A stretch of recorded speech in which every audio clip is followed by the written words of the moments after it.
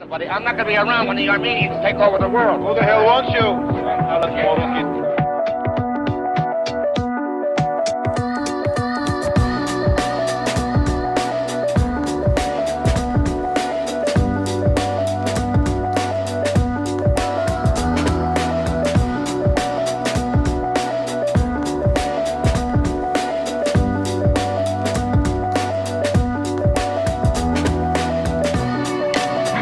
I'll bet I know more about Armenians than you do. Welcome, ladies and gentlemen, to the podcast. I'm your host, Havid Nagan, and this is Lost in Hollywood. Today's special guest is a returning guest, Aren Bazerkanian, Havid Nagan. He has new watches, new stories, and he looks like a new man. So, how's it going, Aren? Thank you for having me. Yeah. A lot has transpired in 2 years. I've lost like 30 pounds. That's like the first thing that you'll notice. Yeah. You'll see is he's very svelte. No, man, I don't work out as much as I want to. I'm lucky if I get 3-4 days a week. That like I mean that's a lot. I consider that great, but I was going 6 days a week at one point. Yeah. Know the feeling. A baby will do that. We're gonna get I don't want to say baby anymore because she's like literally a toddler. Advanced toddler. She's gonna start driving soon, or what? Well, no. I'm kidding, obviously. We did the baptism this past Sunday, and everyone's coming up to us and like, dude, like, Elia's only like just under 2 years old, but she was running around all day and night. Like, she didn't stop to rest. She didn't take a nap. Nothing. Like, just running full force, running around with the older kids. So. No, she's. Did she burn out at the end? She's moving, at a advanced pace, and I have to say, my wife from the get go, like she researched every single detail of every single aspect of raising a kid, and wives will do that. I would say is like the number one. Wives will do that. I don't have children yet, but I'll tell you, my wife researches everything. Yeah. ChatGPT it's a good thing. ChatGPT is her newfound favorite thing. Yeah. I don't know if you're into the AI. No, I use it all the time. Yeah, likewise. Sometimes I'll try to see, okay, how advanced is it? So I'll talk to it. Like I'm just going back and forth with the AI. Having a conversation. And it's deep, man. Yeah. Like, I mean, it's thinking the way we are thinking. Like, well, it's getting more and more intelligent. Well, that's what it is. It's just like a hub of information. Yeah. And, it has its own consciousness at this point. I mean, not that I would know, but I wonder if it's aggregating, this is what a human reacts to when this happens, and then I should probably react this way if someone says that to me. So, I don't know, like imagine what in the next 5, 10 years, 15 years, not even it's indistinguishable. If you see the video output that it has right now, I think Google just announced something like that. It's called V3 or something like that, but literally, remember there was that weird spaghetti fingers and stuff, and it looked choppy. Not anymore, and it actually does dialogue and sound too now. So it's insane. Scary, man. Like they're gonna be able to come up with full-on videos and walkthroughs and like the dialogue. 100%. You're not gonna be able to tell, did Levon actually say that? Like, and that's the scary part. But there has to be some type of discrepancy, like a little. They have to disclose it. They're like, hey, this is not real. Yeah. This is not. It's very interesting. It's very captivating to follow. But it's my experience is limited to that. Like I just ask things here and there, come up with ideas, and I'll ask. Funny enough, I use it in the watch thing. So not to ideate like new projects or anything. Visually, I don't think. At least I haven't realized. Like, okay, I want a 38 millimeter watch, 9 millimeters thick. I'll give it all the characters. You're giving Goldilocks numbers there, buddy. But it doesn't give like a correct image. Sure, it's still gonna come up with something where I'm like, dude, that's. I mean, it's trying to give you some type of visual inspiration. Like maybe something like that. Funny enough, the other day, so I had this idea for like an ultra lightweight watch, ultra lightweight. And flying tourbillon. So the current record holder, I guess you can call it record holder, is Richard Mille. So they have I think the head, the watch case alone is. I've seen that watch. It's like almost like 8.9 grams. it was a Nadal. It was the last variation of the Nadal that came out, black on black, and I think the barrel is like a gold color. So tourbillon watch. Flying tourbillon. Yeah, not just a regular watch. Not just a because regular. Bulgari has the record right now, right? Yeah. No, so head only flying tourbillon watch is currently occupied by RM. So I was like, oh, it would be cool to kind of like come up with an idea of, Sure. like, is there a way to beat these guys at their game? So I asked ChatGPT, what are like the most lightweight, other than carbon, because carbon is the easy one to pick. Sure. What are the most lightweight materials that one can use? And it gave me, oh, and by the way, I gave it parameters. So I said, okay, the watch has to be, I think I had given it like a 40 millimeter diameter. It can't be any thicker than 9 millimeters. Okay. Lug to lug measurement. Gave it all these parameters. Sure. It gave me detailed things. So it even took into factor, okay, if the watch, assuming that metal, it came up with a magnesium alloy, something like that, aluminum magnesium alloy, ultra lightweight. It calculated every single detail of the watch based off what measurements I gave it. So assuming this, the watch should come out to, the watch head alone, should come out to, I think it came up with like 8.5 grams, something like that. Which is that's nothing. It would break the record. Right. Now, where I think it's not taking into account is, okay, what's the actual weight of the movement? Like it's assuming certain weights for certain things, which is, you have to go back and forth with the manufacturer. So that's like an empty case, pretty much, to a certain degree. But it did factor. It put in 4.5 grams for the weight of the movement. Sure. Now, whether or not that's doable or if it's realistic, I have no idea. You're going to try it out? But I'm going to talk to them when the time for the project comes. I know where I want to go with in terms of like case design, what the back would look like in terms of the, and how the construction of the case would be. Right. So instead of like the OO, for example, it's a tripartite. So it's bezel, mid, case back. So it's like this one would have to be either totally monoblock or you're breaking apart or you're consolidating the bezel and the mid, and then the case back just goes in, or the opposite way. What if it's like skeletonized? That one, it has to be skeletonized. Yeah. So the movement I have in mind is it's a brand called Le Jouperet. I think it's a 7318, if I'm not mistaken. That's the reference. So it's already skeletonized. And the flying tourbillon doesn't have a bridge. So already it's a lot of the weight that you would remove in a normal one is already removed. So what I want to do is, when the time comes, is ask the manufacturer, look, they're made out of brass, the bridges. Is there any way that we can make them out of aluminum? So if we make it out of aluminum, then obviously the weight goes down much more. Yeah. So the idea is to make like this totally skeletonized, again, 8.5 grams. Like you're not going to feel the watch on your wrist. I'm wearing a steel watch that I don't feel it on my wrist. Same with this. And I'm wearing a steel bracelet with it. Yeah. But with that, that's something brand new. Yes. Yeah. This is called so this is a classic the one. Yeah. This is the classic one. Totally and utterly different than anything I've done. We'll definitely showcase it on the screen somewhere. Yeah. We'll get some really nice photos. This man's been on every watch blog lately. I mean, you were on Hodinky last year or earlier this year. You were on Teddy Baldassar. My friend Bilal, he's the managing editor at Teddy Baldassar. Shout out Bilal. Yeah, he's a great guy. And he was the one that covered that. And then Rich from Hodinky just covered.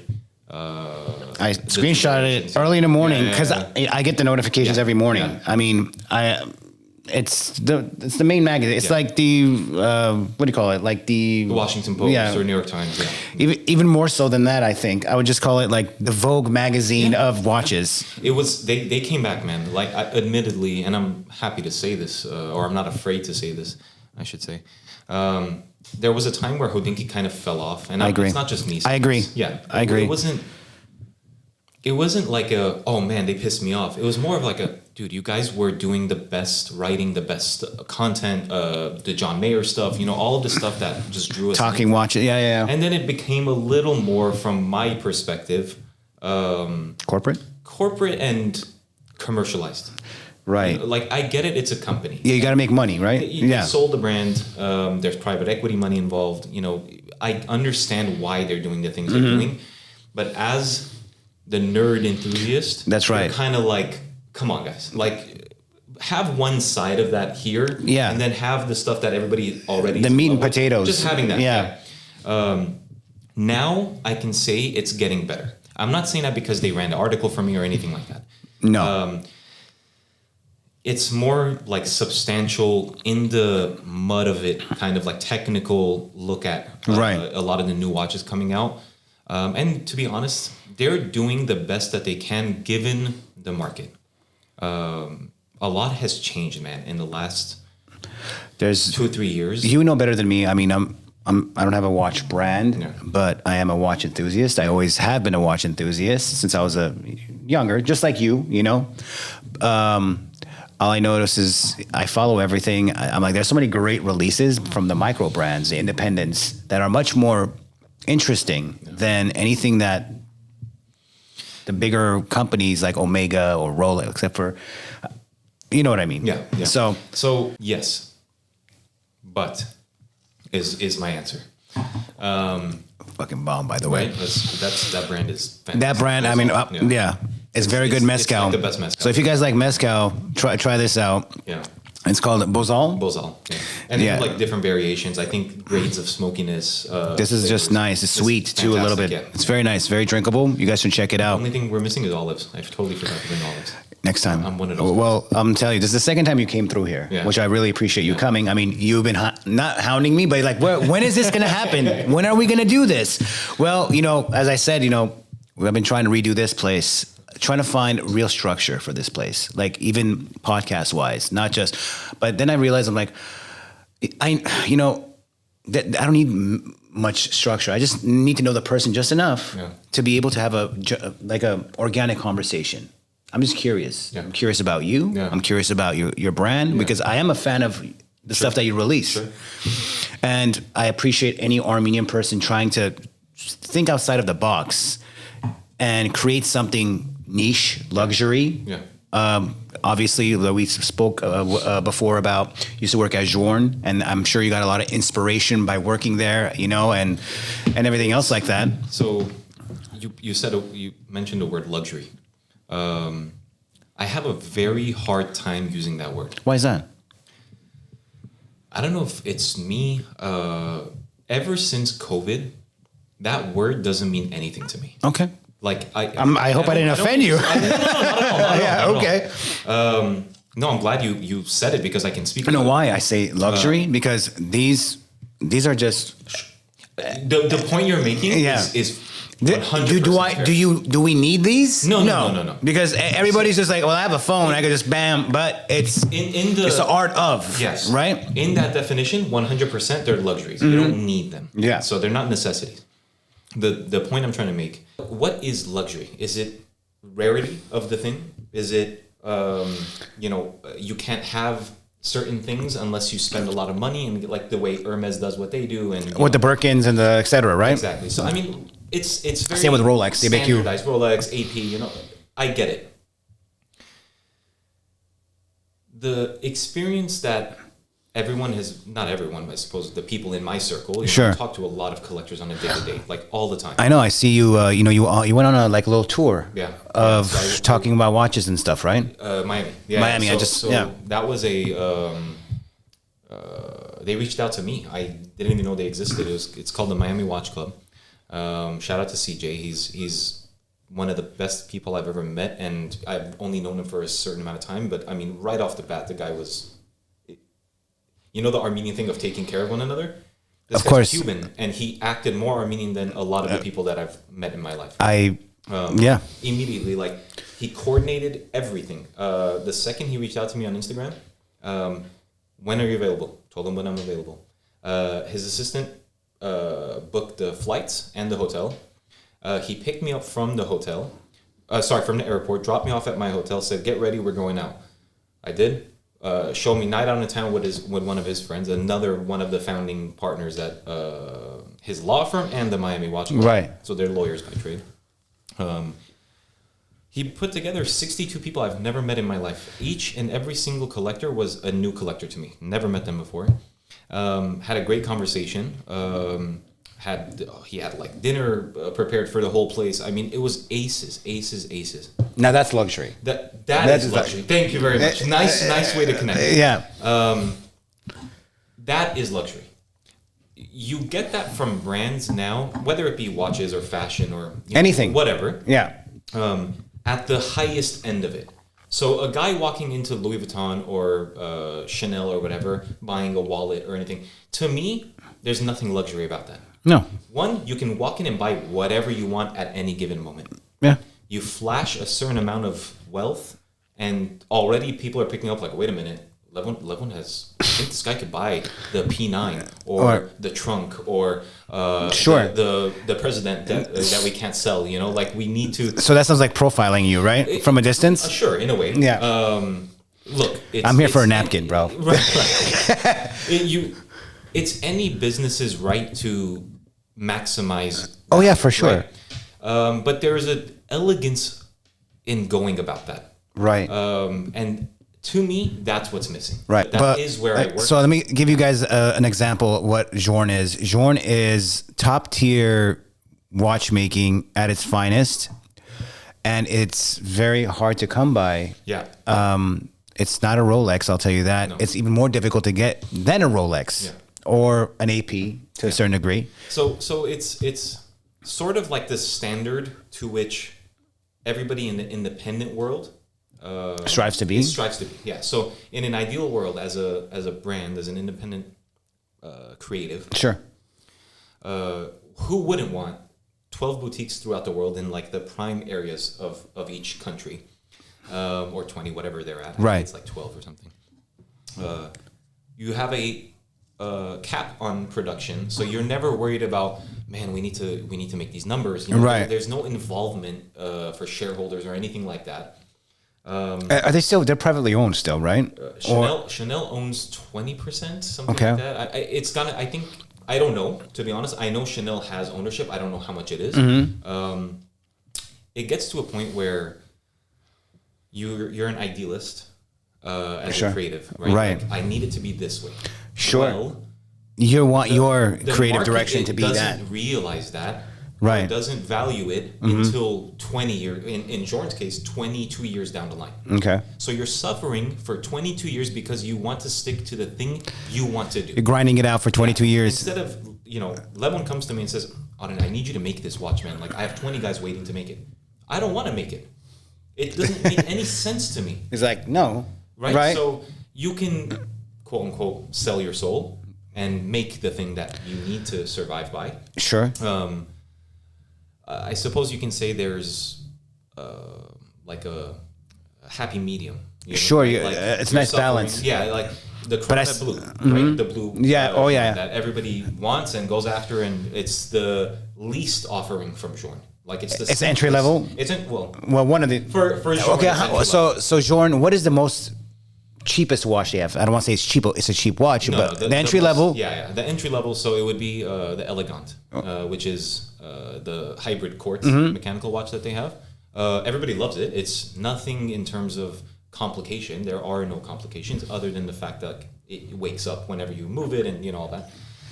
But it is compared to his astronomical watch or the remontoirs and the resonance. It's nothing. But he stuck to what he wanted to do for 22 years before people realized, right. Oh, wait a minute. This guy's like the next coming of Jesus in watchmaking, right? It's Gerald Genta, like all over again. Well, I mean, in a different way. Yeah. It's brilliance in terms of watchmaking, like technical watchmaking, which obviously he's amazing at. And how's the finishing on those those watches? Very good at businessing. Like, really? Yeah. I like networking with people? Business building. He put the right people around him. For lack of a better word, or I guess to summarize the point, is if you have key people that can help you, well, you're the creative. Right. You know how to make the thing that is going to sure. sell. well, I know the guy that can push it. I know the guy that can distribute it in this country.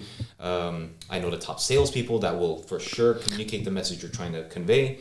And he built that team like yeah. So, but it takes time. It takes a very long took 20 years. I hopefully I get to the point where I can start employing people. You know, I can. So that's what I was gonna segue into. Yeah. So with that experience that you have, how would you do? You know, your brand Havid Nagan. You know, again, I feel like it's niche luxury. That's my perspective. Yeah, 100%. And I think they're all beautiful. And you know, to sit and conceptualize these and be inspired by different brands that inspire you to make something. How would you make it yours? Now we were talking about Jorn and his mindset. Is yours kind of on the same pace? Or about what would change? You said, well, I'm only going to make XYZ amount of watches. Well, that's what and I'm sure you're going to do something in that nature. Like, well, I'm not going to make 500,000 of these watches. Sure. Maybe I'll make 2,000 of these. Right. And then are you one and doneing it? In an ideal world. Sure. And, you know, give that the weight that you want to give it because it's Sure. not an ideal world. First and foremost, it's the things I want to create. So I will never, I'll listen to collectors. I like listening to ideas. But if the collector's telling me what to do, what's the point of me doing it in the first place? Yeah. Right. I mean, that makes sense. So yeah. Go do it yourself. One. That's a nice way of saying it, I'm That's sure. a nice way of saying it. Yeah. Do I want to make people happy? Of course. You know, I want to give people what they want. But the thing is, what I've realized from my own Right. experience, from a brand releasing something that I had no idea that I was actually going to be into, is the collector doesn't know what they want until you show them what they want. And then that's how they, you know, They're following you. they're eating visually, They're right? following yeah, you. Ideally, the number is arbitrary that I'm going to throw out. Sure, 1,000 watches a year, 500 watches a year. So Sure. It doesn't mean anything. Right. Right now. What is important is I don't want it to be big. I don't want it to be Turned out. 10,000, 50,000 watches a year. Because at that point, one, you're employing many people. You lose control of me sitting there and, you know, putting the strap on for each collector, putting the pin. Is that what you've been doing? I do that. Every one of the OOs that delivered. I respect that a lot. I was the one doing that. I don't. Who was going to do it? It's me. I enjoy it. And then you offer different, you know, strap variations for whatever So you want. Whenever I knew, for example, the Levon's allocation's coming, I'd reach out and be like, hey, Levon, it's time. Here are all of the different options. Pick and choose. And a lot of times they would ask me, can you like transpose the strap on the You're right. on the watch so I can get an idea? Obviously happy to do that. It's boutique to me. Like And you've experienced that. Yes. And so you brought that mindset, that experience to your I don't want a guy is buying a $9,000 watch from Aren, but Which is not Aren is only transacting with me, right. and then it's hands off at that point. I'm removing Right. Aren from the recipe. I don't want that. I want to be involved in every single part of the business, and that is part of the business. True, but Because- also $9,000 is not no, it's not little cheap. money. No, it's not cheap. Not at all. I'm very, very cognizant of what I'm asking of people. No, but it's fair. It's fair for what you are offering. 100%. You know what I'm saying? On Hodinky, and Hodinky is very known for this. The comment section, Hodinky has nothing to do with it. Okay, by the so way. now that you brought that up, I'm sure when you saw that, you're like, Yeah, oh, here we go. They're going to go to town on this. Yeah. So, what am I going to do? Am I going to convince you otherwise? No. What I can do, and for the first time, there was on the Instagram post for Hodinky of the article, there was a guy that had commented saying, another brand, another crazy priced watch for the same, what was it?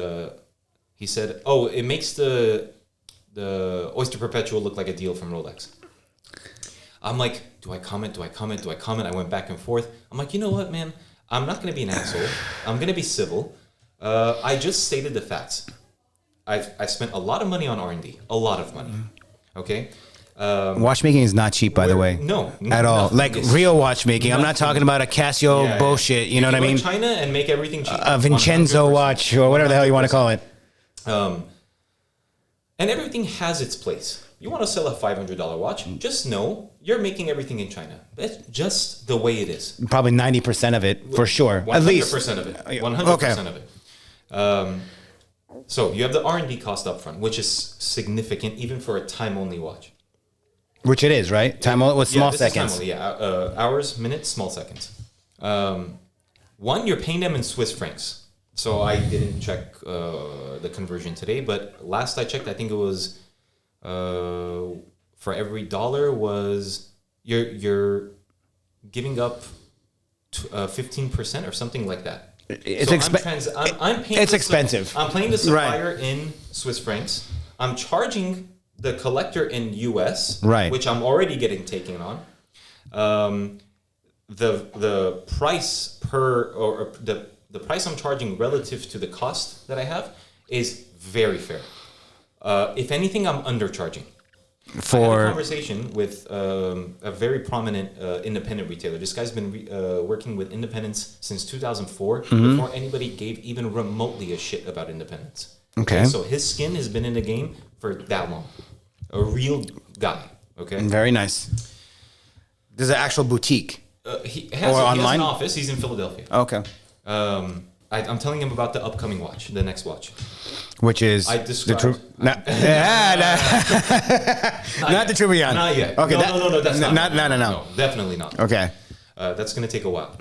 What do you have in mind, if you don't mind me asking? Let me finish the story. Sure. Let's go. Because the story is going to tell you To what that. it is. Okay. So I told him just the description of the watch. Sure. And a high level description, not even like in the weeds description.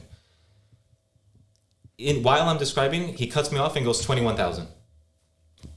No, not this. Elevated. I'm like, why 21,000? He goes, he like lays it out.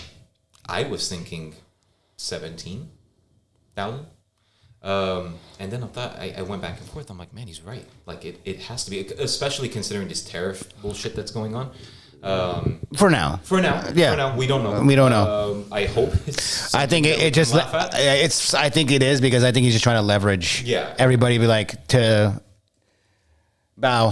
He has an inelegant way of doing it. He's the most elegant man I've ever seen in my life. Yeah. In any case.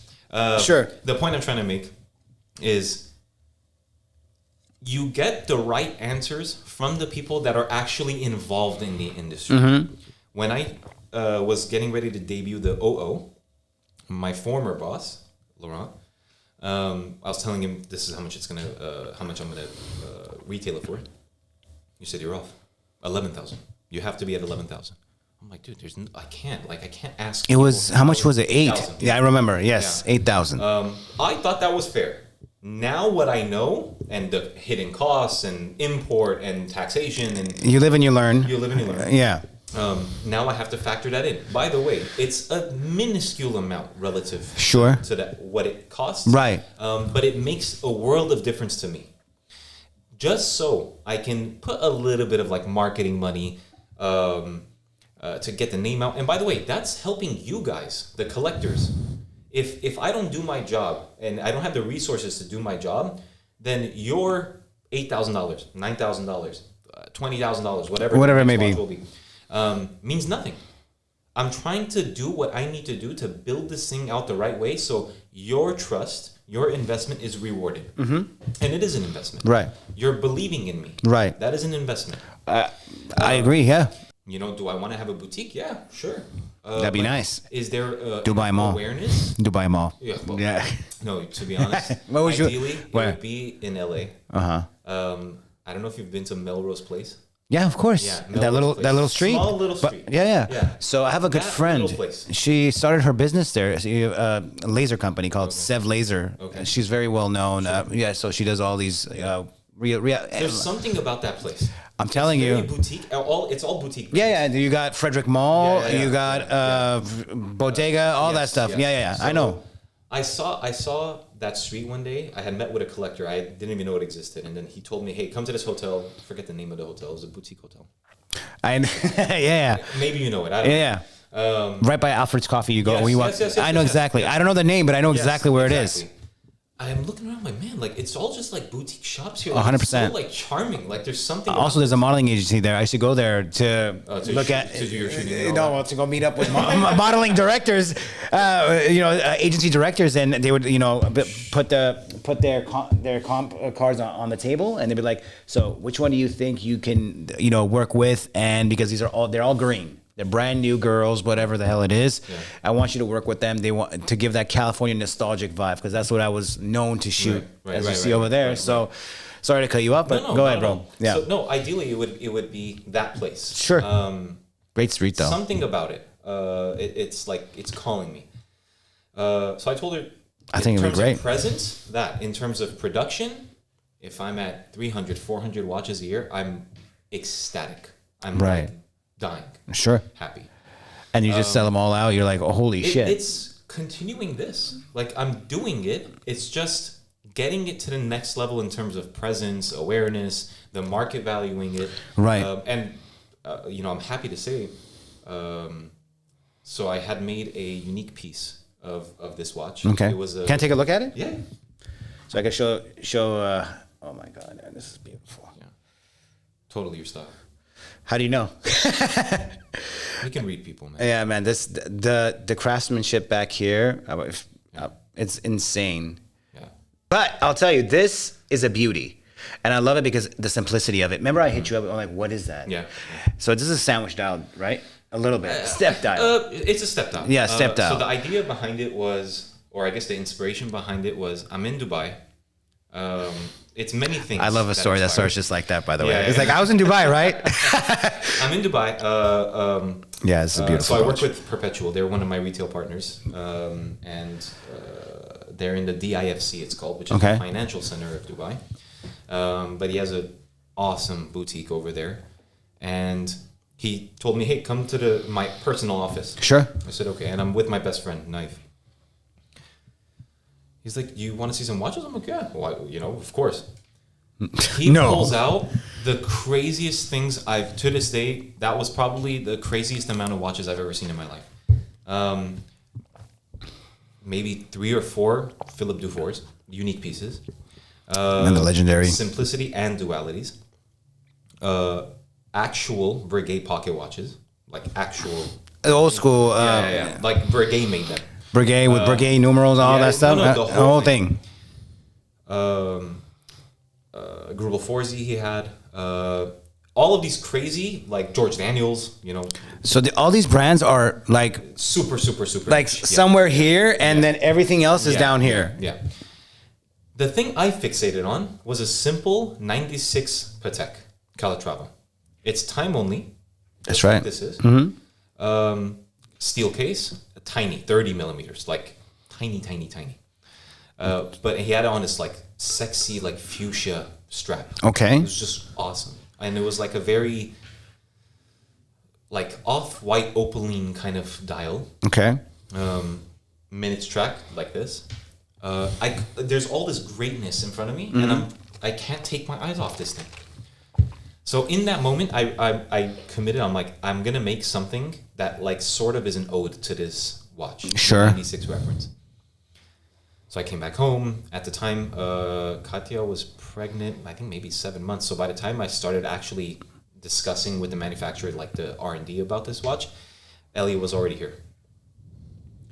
I went in that first 3-month period. I went into this like very nostalgic, thinking about like when my mom used to take me to the mall and like we were kids, and like I went into this super deep nostalgia. Yeah. Like I know. I get into those modes. Oh, 100%. What they used to look like when they were great. Yeah, when they were great. And there's the day me and my wife are sitting in the Macy's on Lake in Pasadena. Yeah. It's still very like 80s. Like they haven't touched 100%. I'm looking around like mahogany wood, like counters and all this stuff. I'm like, it's bringing me back. I remember my mom and she's taking me to the mall back then. I start crying. I bawl. I just start bawling. Nostalgia will do that to you, by the way. Yeah. In that moment, the idea of this watch started coming to me. I have no idea why. That's where you got I inspired. have no clue why. So it started with Dubai. Sure. The seeing the watch. And you And then, soaked that in and you brought it with you. But like my youth. Yeah, right. So things that I remembered. So the idea of the watch was I want to make people remember of that time in watchmaking, an older time. I gotcha. Vintage, call it what you want, tool watches, but an older time. So I started talking to the manufacturer and said, this is what I want it to be. I already had the case design mapped out. So the lugs and how they're kind of concave in certain parts. Right. The stepped bezel. So there's two parts of the bezel. I love this colorway. I mean, that one's This is my beautiful. favorite. That's my This one's my favorite. favorite. What if I got this watch? I put Yeah. on a denim strap. Sexy. Very sexy. Straight up. Very sexy. That's a great idea. I thought, okay, color, dial color. What is it going to be? I knew black I was already going to do. So one is already The standard. Standard. You're right. Well, there's something traditional about black, man. True. Like it's It's my favorite purely color. timeless. It's my favorite color. I mean, It's timeless. some people are like, it's boring. It's not. No, it's not. It's No, exactly. it's not. It goes with everything. Yes. So I already knew black with the ivory guillotine. Why ivory? At the time, this is 2 years ago now, maybe a year and a half. My wife had the AP, the 36 millimeter. So to reference back to our first episode, I had the watch. He had the watch here. We filmed that Yeah. before she got hers. Oh, really? Yeah. So that watch is now long gone, I'm sure. That's gone. I had to fund different. Hey, whatever. I said it was going to be 30K. Yeah. So, So she has that watch. She's going back and forth of like, babe, I don't want to wear it. Like, how about if someone comes up and robs me? I'm pregnant, you know, like It's it's understandable. You know, this is 2022, 2023. People are still kind of. They were it was all in the news. Beverly Hills, Yeah. you know, everything. You were sitting outside of a she's restaurant. like, it's a scratch magnet, which it is. I'm like, okay, like if we were to sell it, if we were to trade it, what would you like? All right. She's like, I don't know. Let me look. 2 days goes by. She sends me the watch she has now, a Breguet, a Daniel Roth era Breguet, so the Chame era of Breguet, 3337 BA. Good taste. The 36 millimeter, day, date, moon phase, and then the off center hours, minutes. So did you get? Sorry to cut you up. Did you get your wife into watches? I guess Interested more so than when she was. Oh, yeah. For sure. Okay. Yeah. Just by association, you know. 100%. Hearing it all day, every my day. wife's like that too. She doesn't. Well, she's like, what is she like? I mean, the generic Cartier Panther, but she's like, well, I like it because it's elegant and it's a classic design. And she's right. Talking about watches. I mean, I brought mine too. Yeah. Last time we didn't have this conversation. I brought it with me. I did the watch thing. Yeah, he did, and this is my little collection of stuff. I got an OG. Here you go, brother. So you got an OG Bulgari, Genta design. My mother bought that watch for me. Again, both of these, my mother got for me when I was 21 years old. From Vegas, actually. These are both from Cartier Boutique, Bulgari Boutique. So those two watches mean a lot to me. The ones on the ends. The one in the middle, 42 millimeter Seamaster, that was given to me by my father-in-law on my wedding day. It's a nice gift. I know. Thank you very much. Seto, how are you doing? You have to do that. Yeah, I do. Only thing I don't like about that watch was the bracelet. That's why I changed it. You did change it. Yeah, I was going to say, I haven't seen that. What is that? It's like a Speedmaster bracelet on it. Yeah. It looks good on it. Yeah, because the other one has no taper. The watch has to have a taper. Yeah. That's my ultimate pet peeve. If it's just one chunk going straight down, that's not for me. But the nostalgia factor for those, You dude. know what's refreshing? You're an Armenian guy living in Glendale. No Rolex? And not a Rolex in sight. I mean, well, you have the Tudor. Tudor. That's like it's the close enough. Little sister, Hey, little brother, but the whatever. thing is, I love this watch because I bought this when I So good. You know, because I've done, bro. The amount of 39 millimeter. Yeah. Yeah. So this is my sweet spot It's so good. because it's not too big. Yeah. That to me, like the 42, is a lot. It's big. It's big. Yeah. But I wear it because more so it reminds me of the respect he showed me and gave it to me. Yeah, and of I'll course. never, No, of I course, can't of ever get rid of it. Of course. Because he'd be like, Yeah, excuse me. you have red dots on your forehead. Yeah, so I told my wife one day just to mess around But with the her. Pasha is the coolest thing here, man. Yeah, By far. It's the unique, coolest. right? It's just so wide. So what I want to do, that denim idea, I want to do it on this. Yeah, it would look fantastic, 100%. Because the strap is already starting to get a little older. When but it's classic. Yeah, Yeah, it's I dig it. I mean, it has some war wounds on it. It's been banged. Bulgari's been on it, man. Yeah, but I like the what is it, Finissimo? Dr. Finis. Yeah, I like that too, but it's still too big. I mean, Well, it's light. I know that's the thing. They're 42 millimeters. I'd but rather get a they- Santos, They weigh nothing. personally. No, I like Santos too. Medium, not large. Yeah, let's talk about watches that I would like to get. Okay, how about that? Yeah. Okay, so in a perfect world, Yeah. and let's say you're back to your regular way of just being. Ancient doesn't exist. No, you're just a consumer. You're an enthusiast yourself. So, top 3 watches that have been on your radar.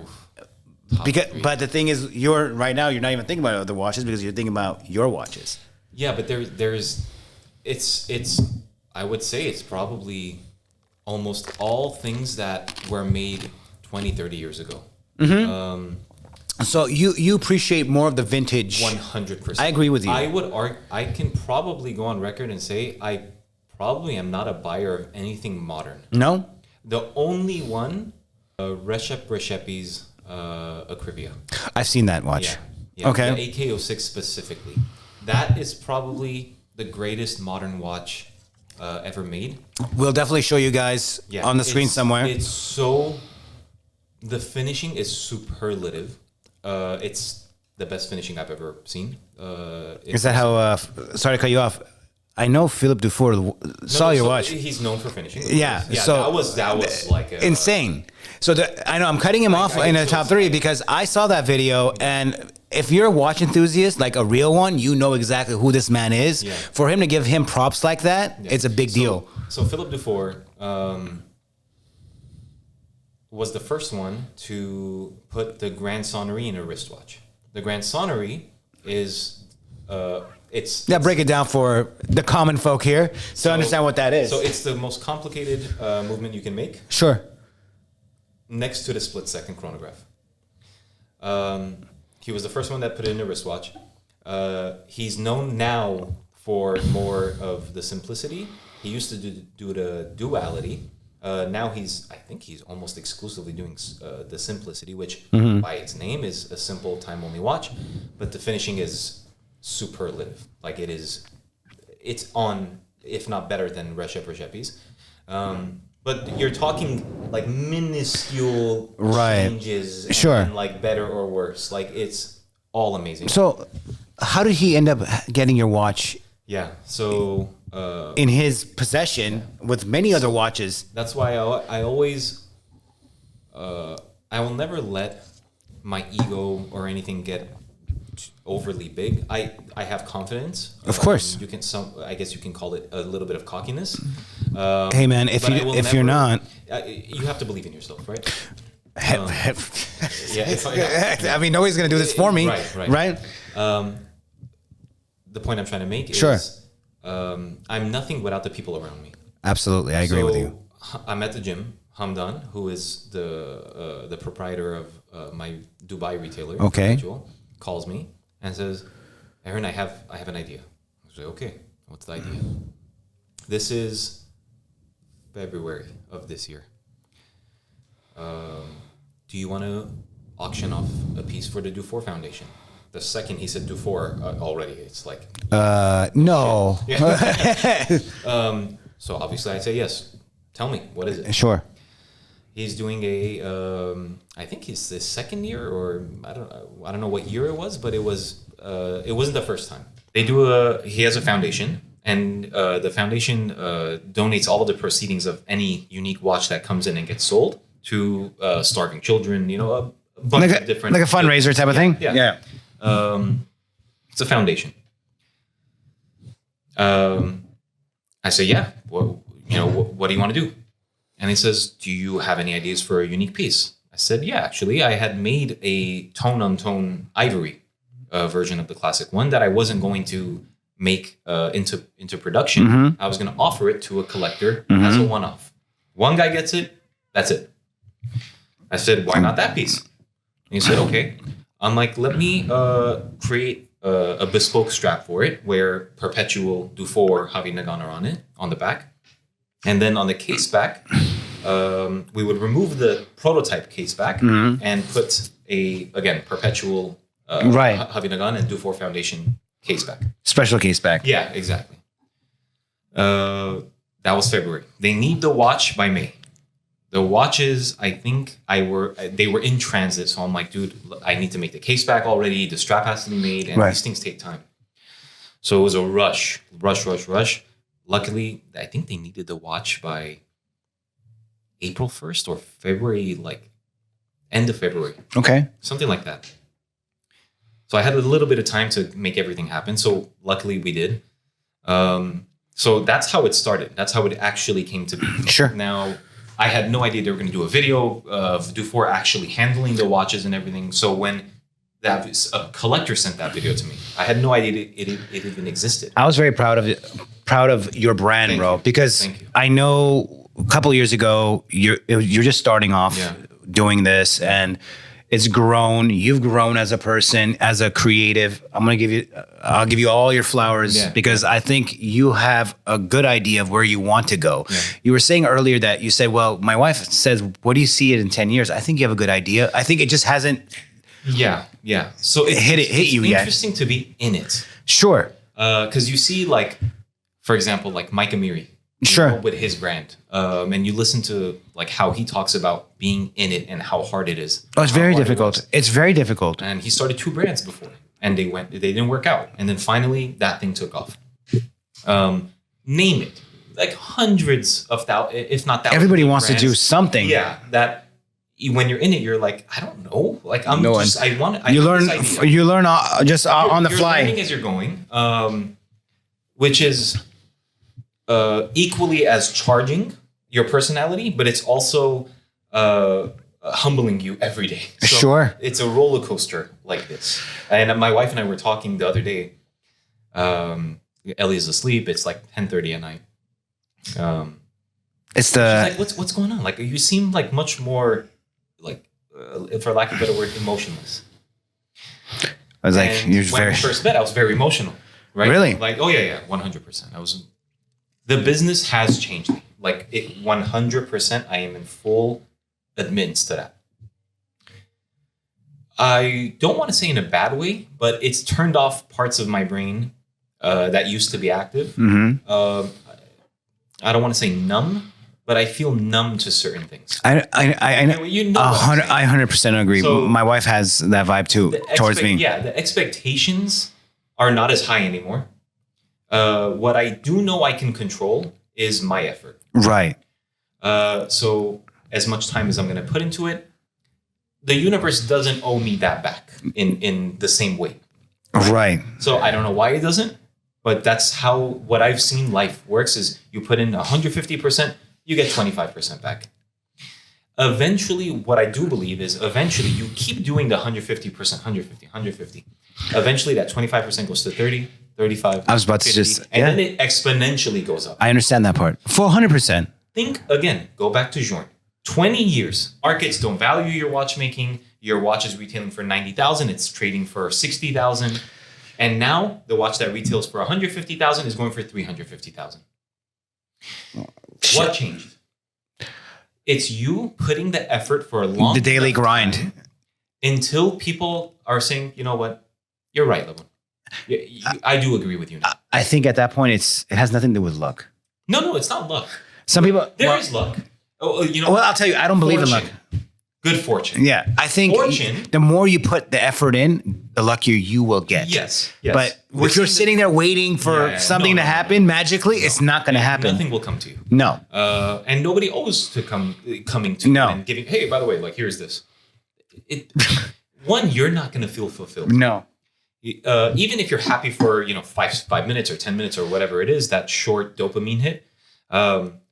I feel when Dufour, I saw the video of Dufour actually holding the watch and looking at it, inspecting it.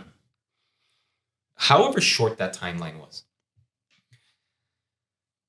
If I'm feeling down that day, immediately it went right back up. I would hope so. Right. Imagine how I mean, as a friend, you know, I'm like, whoa, this guy for sure, he's feeling ecstatic. Ecstatic. I remember the moment. I go back home. I'm tired that day. I'm like exhausted. I see the video. I'm like this again. Like, yeah. I'm like, let's go. Yalla. Now it's like, okay, I have to tell my collectors about this. Like, hey, it's going to auction. You know, it's exciting. Just the fact that it's already going to auction and the Dufour Foundation auction is already like heavy for me. Then the night before the auction, I'm like, I'm not going to get excited. I'm not going to have expectations. If it goes for 12 to 15, I'm happy.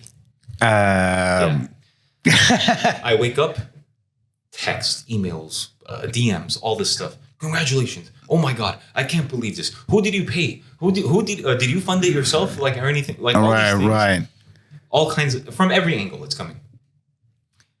I look at the videos. I had friends that were at the auction that sent me recordings and all that.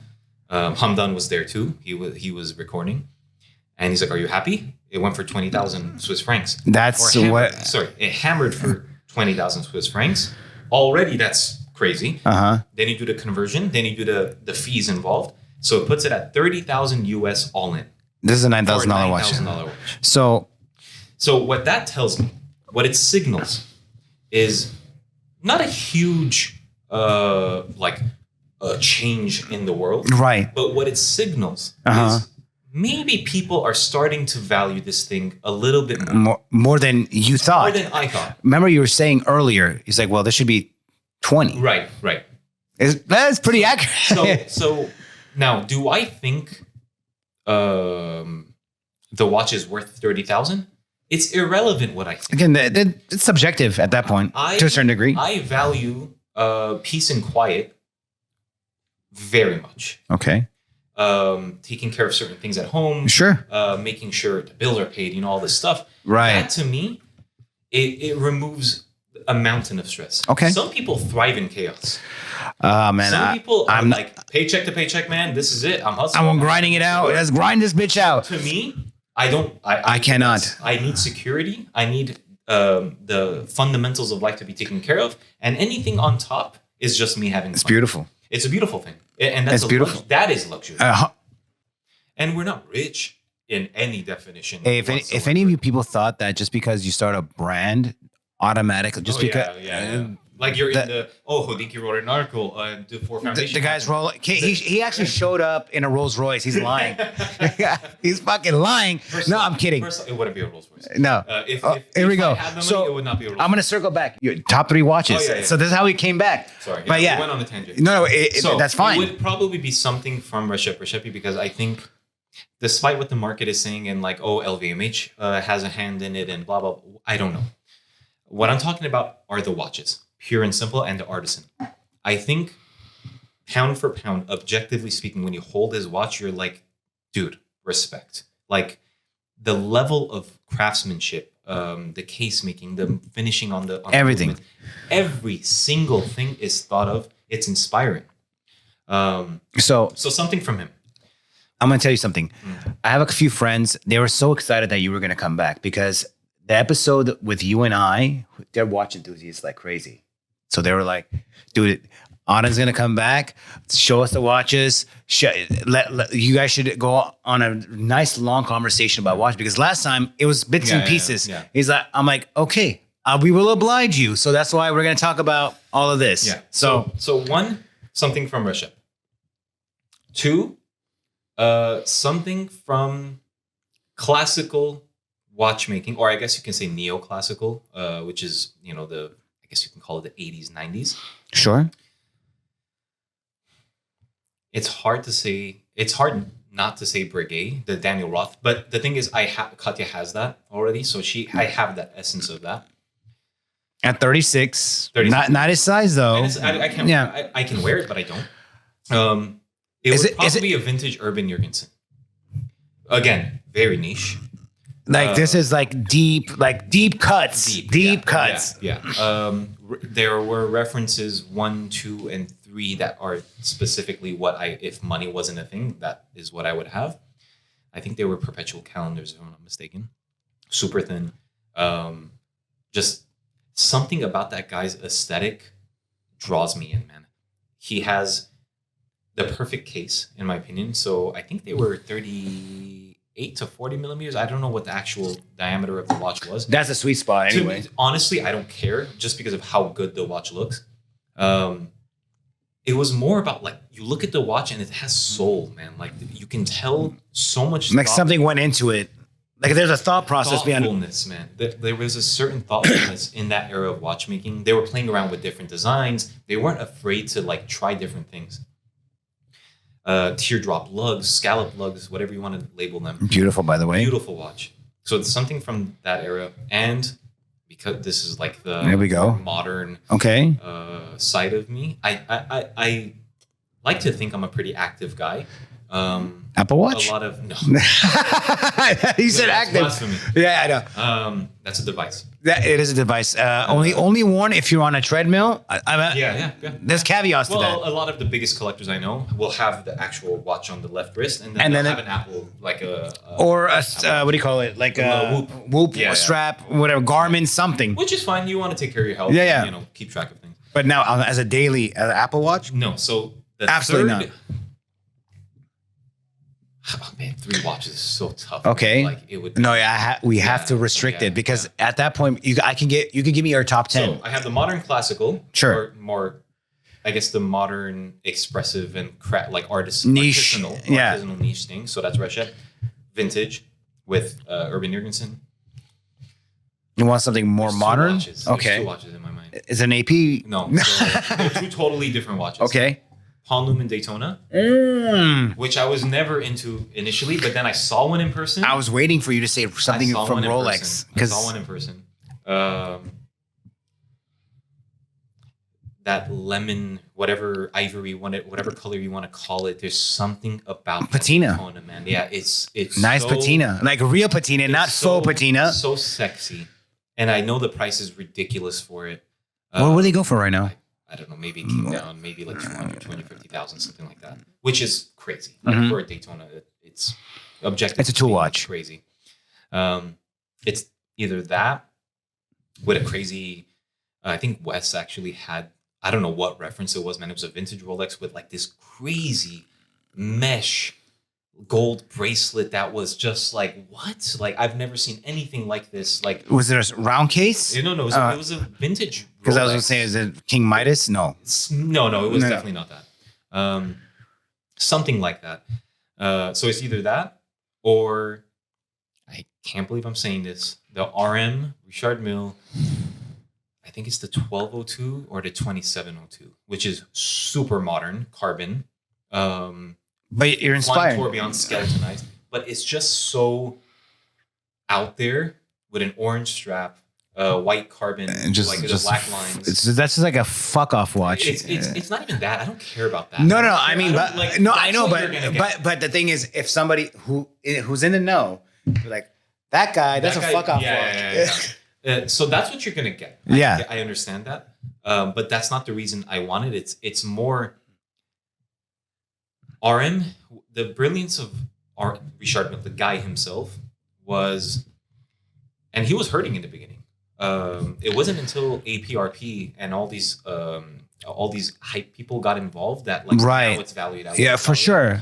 But actually, the guy had the balls to go and do it, man. Like he built this brand in such a way where you have to give it to him. Like you have to. I know Stallone was a big fan from the beginning. Yeah. He was a supporter from the beginning. Nadal, that partnership, a watch partnership, with a athlete, that is by far that's the goated partnership. Each Nadal has been better than the next. And he made that watch because of the G forces, right? With his swing. So he's always been into like the extreme sport, driving and all that. I've recently started to get more into cars, so Porsche's like a huge that's not even a huge obsession, but I'm getting into it. You're gonna get into it, believe me. Yeah. Once you're a Porsche guy. Tourings and all that. I agree with you 100%. The R's and all that, like, if you know stuff. I am like smitten by the 718 Spider RS. Really? So the GT4, but convertible. Okay. I don't know why, man. Like, something about that body, the back of the convertible, the RS, looks like the Carrera GT. Not the Carrera GT, the Speedster. So it's kind of like a mini Speedster, and the intakes are on either side of the driver or the passenger. And the sound of that car, I got. You know what? I'm like, man, like, it's not a 911, but this car is just bonkers. So I've recently started getting into cars. But dude, you're growing, dude. 2 years ago, we talked about this. 2 years forward, look where we are. We're talking about a new piece. You're with Philippe Dufour Foundation, fundraising, $20,000 watch, which this watch should be $20K. Let's just say like, look at the trajectory of yourself. So when I do that, when I put myself here and look back, I'm like, wow, man, like, that's a big accomplishment. It's crazy, and you don't have to be emotionless to that. No, it's not emotionless. And maybe it's something I need to work on. It's more, I don't celebrate things maybe as much because as you're I like should have. You're like, I don't want to get too happy yet. No, is that it's I guess subconsciously it might be that.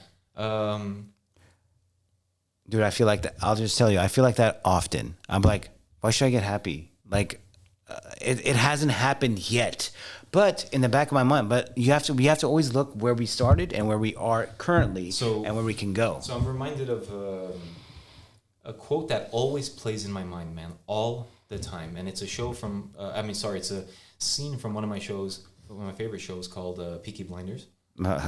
So I love that show. I know. Yeah. It's Tommy. He walks in and Winston Churchill is sitting in That's in right. his seat. Yeah. And Tommy, they're talking, and Winston Churchill, you can tell the way the character build out is played is Winston Churchill is here and you're here, Tommy. And you're on the same angle. You have the same mentality in terms of, getting to the same place. Right. But you're not there yet.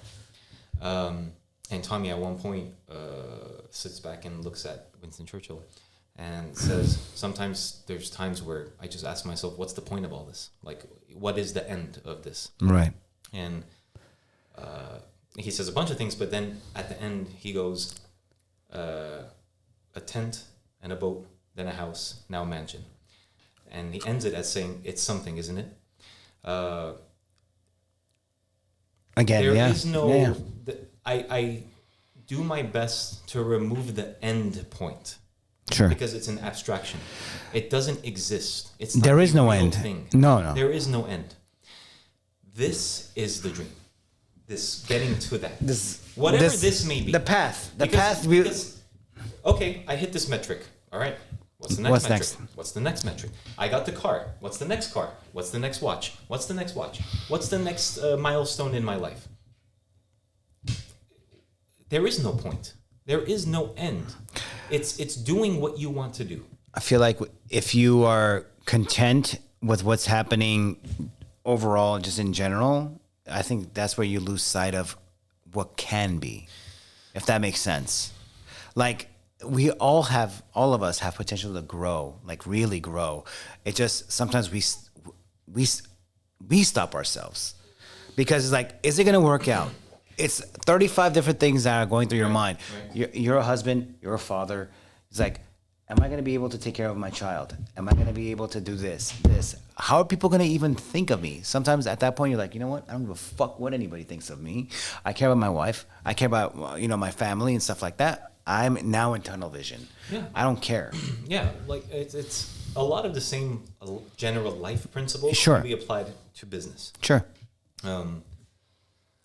Do you think if Jeff Bezos or any of these great, Elon Musk, like all these great people that started these crazy things, I mean, we've all heard the stories of Elon Musk, like, I'm putting everything I have into this. He became a billionaire from PayPal, and then he put everything into it. He was sleeping in his factories, right? That's balls, man.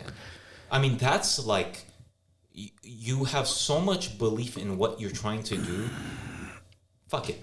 I think the guy's I mean, I understand. It's that. He's a genius when it comes to that point. Yeah. So people, the family members will say, "Oh, what's the next step?" And what happens when you blow up? And my answer is, I don't know. I don't know. All I know is I'm gonna put out the next thing.